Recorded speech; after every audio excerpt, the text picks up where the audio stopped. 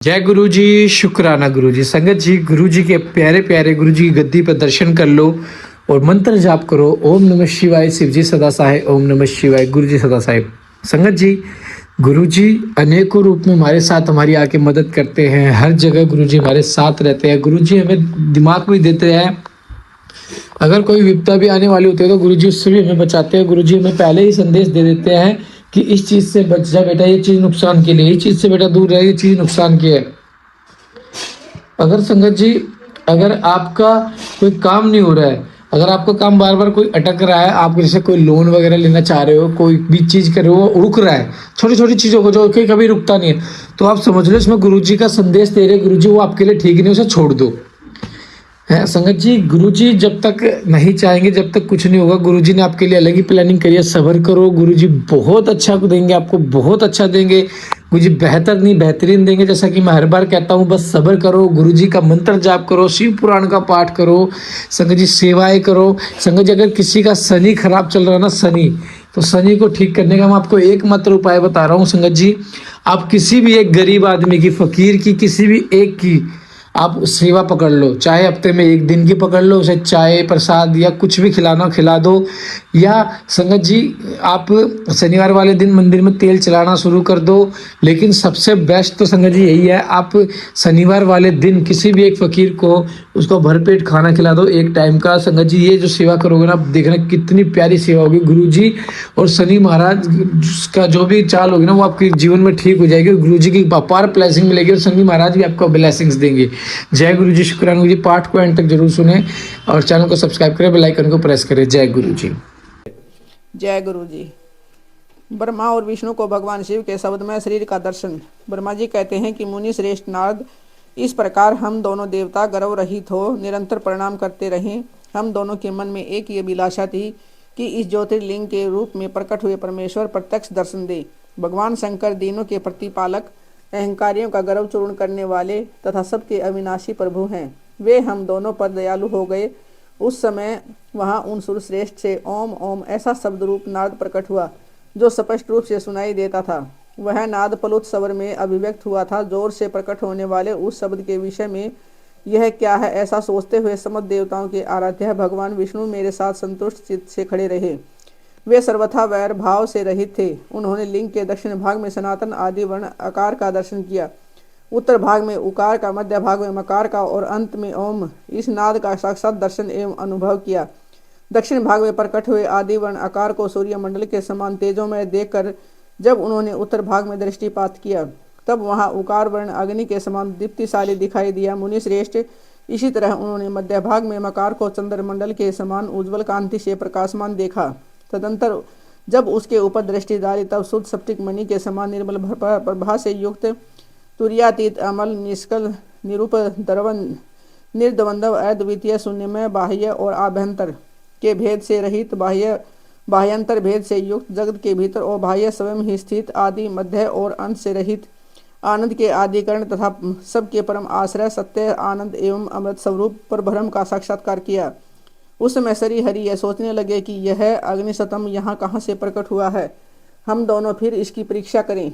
मैं इस अनुपम अनंत अनल सतम के नीचे जाऊंगा। और ऐसा विचार करते हुए श्री हरि ने वेद और शब्द दोनों के आवेश से युक्त विश्वात्मा शिव का चिंतन किया। तब वहाँ एक ऋषि प्रकट हुए जो ऋषि समूह के रूप परम सार रूप माने जाते हैं। उन ऋषि के द्वारा परमेश्वर श्री विष्णु ने जाना कि इस शब्द ब्रह्म शरीर वाले परम लिंग के रूप में साक्षात पर ब्रह्म स्वरूप महादेव जी यहाँ प्रकट हुए हैं। वे चिंता रहित रुद्र हैं, जहाँ जाकर मन सहित वाणी उन्हें प्राप्त किए बिना ही लौट आती है। उस पर ब्रह्म परमात्मा शिव का वाचक एक अक्षर प्रणव ही है। वे इसके वाच्यार्थ रूप हैं। वह परम कारण, नित्य, सत्य, आनंद एवं अमृत स्वरूप पर ब्रह्म एकाक्षर का वाच्य है। प्रणव के एक अक्षर उकार से जगत के बीज भूत अंड जन्मा भगवान ब्रह्मा का बोध होता है। उसके दूसरे एक अक्षर उकार से परम का कारण रूप श्रीहरि का बोध होता है और तीसरे एक अक्षर मकार से भगवान नील लोहित शिव का ज्ञान होता है। आकार सृष्टि करता है, उकार मोह में डालने वाला है और मकार नित्य अनुग्रह करने वाला है।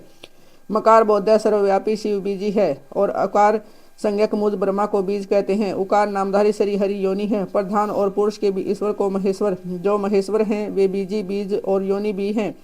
उन्हीं को नाद कहा गया है। उनके भीतर सबका समावेश है। बीजी अपनी इच्छा से ही अपने बीज को अनेक रूपों में विभक्त करके स्थित है। इन बीजी भगवान महेश्वर के लिंग से आकार रूप बीज प्रकट हुआ है, जो उकार रूप योनि में स्थापित होकर सब और बढ़ने लगा है। वह सुनमय अंड के रूप में ही बताने योग्य था, उसका और कोई विशेष लक्षण लक्षित नहीं होता है। वह दिव्य अंड अनेक वर्षों तक जल में ही स्थित रहता। तदंतर 1000 वर्ष के बाद उस अंड के 2 टुकड़े हो गए, जल में स्थित हुआ। वह अंड अजन्मा ब्रह्मा जी की उत्पत्ति का स्थान था और साक्षात महेश्वर के आघात से ही फूट का 2 भागों में बट गया था। तथा अवस्था में उसका ऊपर स्थित हुआ स्वर्णमय कपाल बड़ी शोभा पाने लगा। उसके धूलोक के रूप में प्रकट हुआ तथा जो उसका दूसरा नीचे वाला कपाल था, वही यह 5 लक्षणों से युक्त पृथ्वी है। उस अंड से चतुर्मुख ब्रह्मा उत्पन्न हुए, जिनकी कह संज्ञा है वे समस्त लोकों के श्रेष्ठा हैं। इस प्रकार वे भगवान महेश्वर ही ऊ, ए, उ और मैं इन त्रिविध रूपों में वर्णित हुए हैं। इसी अभिप्राय से उन ज्योतिर्लिंग स्वरूप आदि शिव ने ओम ओम ऐसा कहा। यह बात यजुर्वेद के श्रेष्ठ मंत्र कहते हैं। यजुर्वेद के श्रेष्ठ मंत्रों का यह कथन सुनकर ऋचा और साम मंत्रों ने भी हमसे आदरपूर्वक कहा, हे हरे हे ब्रह्मण, यह बात ऐसी ही है। इस तरह देवेश्वर शिव को जानकर श्री हरि ने शक्ति संभूत मंत्रों द्वारा उत्तम एवं महान अभ्युदय से सुशोभित होने वाले उन महेश्वर देव का सत्वन किया।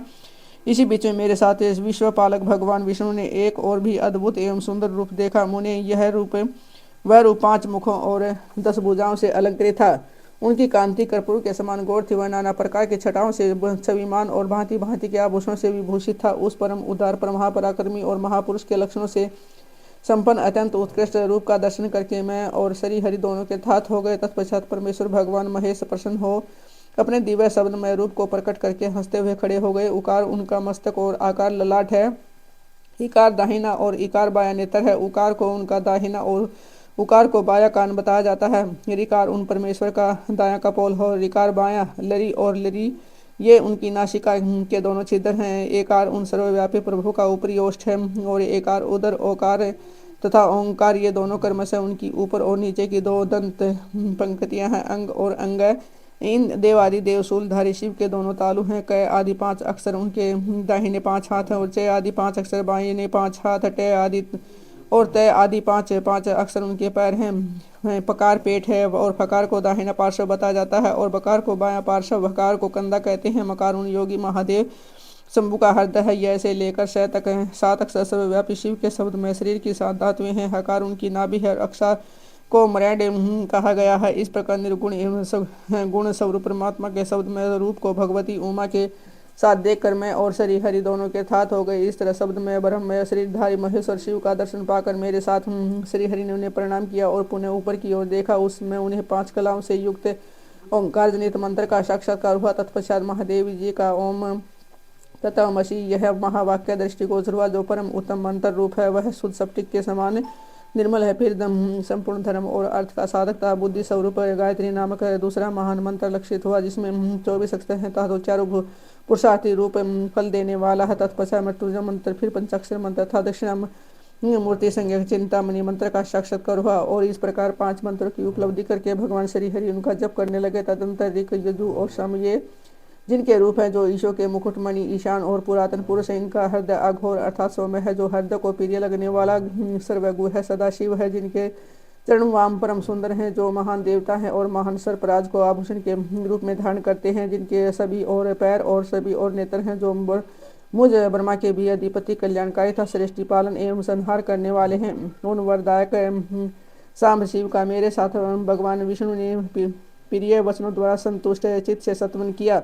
उमा सहित भगवान शिव का पारकट्य उनके द्वारा अपने स्वरूप का विवेचन था। ब्रह्मा आदि तीनों देवताओं की एकाता का प्रतिपादन ब्रह्मा जी कहते हैं कि नारद भगवान विष्णु के द्वारा की गई अपनी स्तुति सुनकर करुणानिधि महेश्वर बड़े प्रसन्न हुए और उमा देवी के साथ सहसा वह प्रकट हो गए।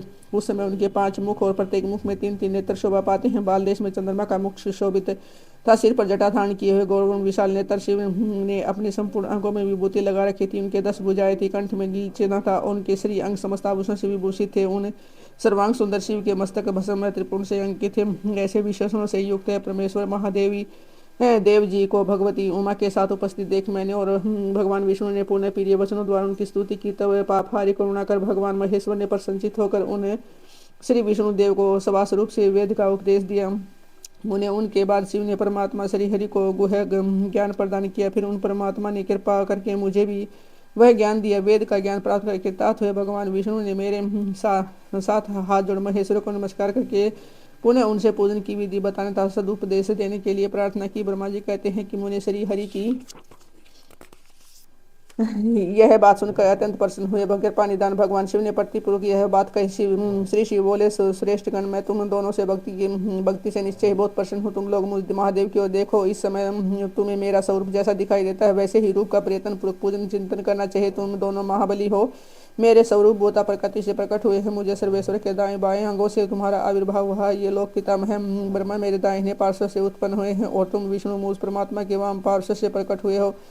मैं तुम दोनों पर बली भांति प्रसन्न हो। तुम्हें मनोवांछित वर देता हूँ। मेरी आज्ञा से तुम दोनों की मुझ में सुदृढ़ भक्ति हो। ब्रह्मण, तुम मेरी आज्ञा का पालन करते हुए जगत की सृष्टि करो और वत्स विष्णु, तुम इस तरह से जगत का पालन करते रहो। हम दोनों से ऐसा कहकर भगवान शंकर ने हमें पूजा की उत्तम विधि प्रदान की, जिसके अनुसार पूजित होने पर भी पूजक को अनेक प्रकार के फल देते हैं। शंभु की उपयुक्त बात सुनकर मेरे से श्री हरि ने महेश्वर को हाथ जोड़ प्रणाम करके कहा। भगवान विष्णु बोले, प्रभु, यदि मैं हमारे प्रति आपके हृदय में प्रति उत्पन्न हुई है और यदि आप हमें वर देना आवश्यक समझते हैं तो हम यही वर मांगते हैं कि आप में हम दोनों की सदा अनन्य एवं अविचल भक्ति बनी रहे। ब्रह्मा जी कहते हैं कि मुनि श्री हरि की यह बात सुनकर भगवान हरे ने पुनः मस्तक झुका कर प्रणाम करके हाथ जोड़े खड़े हुए। उस नारायण देव से स्वयं कहा। श्री महेश्वर बोले, मैं सृष्टि पालन और संहार का करता हूँ, सगुण और निर्गुण हूँ तथा सच्चिदानंद स्वरूप निर्विकार परब्रह्म परमात्मा हूँ। विष्णु सृष्टि रक्षा और प्रलय रूप गुणों अथवा कार्यों के भेद से मैं ब्रह्मा और विष्णु और रुद्र नाम धारण करके 3 स्वरूपों में विभक्त हुआ हूँ। हरे, वास्तव में सदा निष्कल हूँ। विष्णु, तुमने और ब्रह्मा ने मेरे अवतार के निमित्त जो स्तुति की है, तुम्हारी उस प्रार्थना को मैं अवश्य सच्ची करूंगा, क्योंकि मैं भक्त वत्सल हूँ। ब्रह्मण, मेरा ऐसा ही परम उत्कृष्ट रूप तुम्हारे शरीर से इस लोक में प्रकट होगा, जो नाम से रुद्र कहलाएगा। मेरे अंश से प्रकट हुए रुद्र की सामर्थ्य मुझ में कम नहीं होगी। जो मैं हूँ वही यह रुद्र है। पूजा की विधि विधान की दृष्टि से मुझ में और उसमें कोई अंतर नहीं है। जैसे ज्योति का जल के आदि के साथ संपर्क होने पर भी उसमें सर्प दोष नहीं लगता, उसी प्रकार मुझ निर्गुण परमात्मा को भी किसी के संयोग से बंधन प्राप्त नहीं होता। यह मेरा शिव रूप है। जब रुद्र प्रकट होंगे तब वे भी शिव के तुल्य होंगे। महामुनि, उनमें और शिव में प्रायपन का भेद नहीं करना चाहिए। वास्तव में एक ही रूप सब जगत में व्यवहार निर्वाह के लिए 2 रूपों में विभक्त हो गया है। अतः शिव और रुद्र में कभी भेद बुद्धि नहीं करनी चाहिए। वास्तव में सारा दृश्य ही मेरे विचार से शिव रूप है। मैं, तुम, ब्रह्मा तथा जो ये रुद्र प्रकट होंगे वे सब के सब एक रूप हैं। इनमें भेद नहीं है। भेद मानने पर अवश्य ही बंधन होगा। तथापि मेरा शिव रूप ही सनातन है। यही सदा सब रूपों का मूलभूत कहा गया है। यह सत्य ज्ञान एवं अनंत ब्रह्म है। ऐसा जानकर सदा मन से मेरे यथार्थ स्वरूप का दर्शन करना चाहिए। ब्रह्मण, सुनो, मैं तुम्हें एक गोपनीय बात बता रहा हूँ। मैं स्वयं ब्रह्मा जी की वृत्ति से प्रकट होऊंगा। गुणों में ही मेरा प्राकट्य कहा गया है। जैसे कि लोगों ने कहा कि हर तामस प्रकृति के हैं, वास्तव में उस रूप में अहंकार का वर्णन हुआ है। उस अहंकार को केवल तामस ही नहीं वैकारिक भी समझना चाहिए, क्योंकि सात्विक देवगण वैवाहिक अहंकार की सृष्टि है। यह तामस और सात्विक आदि भेद के केवल नाम मात्र का वस्तुतः नहीं है। वास्तव में हर को तामस नहीं कहा जा सकता। ब्रह्मण ही से कारण से तुम्हें ऐसा करना चाहिए। तुम तो एक सृष्टि के निर्माता बनो और सही ही उसका पालन करे था। मेरे अंश से प्रकट होने वाले जो रुद्र हैं वे उसका प्रलय करने वाले होंगे। ये जो उमा नाम से विख्यात परमेश्वरी प्रकृति देवी है, उन्हीं की शक्ति भूता वांग देवी ब्रह्मा जी का सेवन करेगी। फिर इन प्रकृति देवी से वहाँ जो दूसरी शक्ति प्रकट होगी वे लक्ष्मी रूप से भगवान विष्णु का आश्रय लेगी। तदंतर पुण्य काली नाम से जो तीसरी शक्ति प्रकट होगी वे निश्चय ही मेरे अंशभूत रुद्रदेव को प्राप्त होगी। वे कार्य की सिद्धि के लिए वहाँ ज्योति रूप से प्रकट होगी। इस प्रकार मैंने देवी की शुभ स्वरूपा पराशक्तियों का परिचय दिया है। उनका कार्य कर्मशः सृष्टि पालन और संहार का संपादन ही है। सुरश्रेष्ठ, ये सब की सब मेरी प्रिया प्रकृति देवी की अंशभूता है। हरे, तुम लक्ष्मी का सहारा लेकर कार्य करो। ब्रह्मण, तुम्हें प्रकृति की अंशभूता वाग देवी को पाकर मेरी आज्ञा के अनुसार मन से सृष्टि कार्य का संचालन करना चाहिए। और मैं अपनी प्रिया की अंशभूता प्राप्त पर काली का आश्रय ले रुद्र रूप से प्रलय संबंधी उत्तम कार्य करूंगा।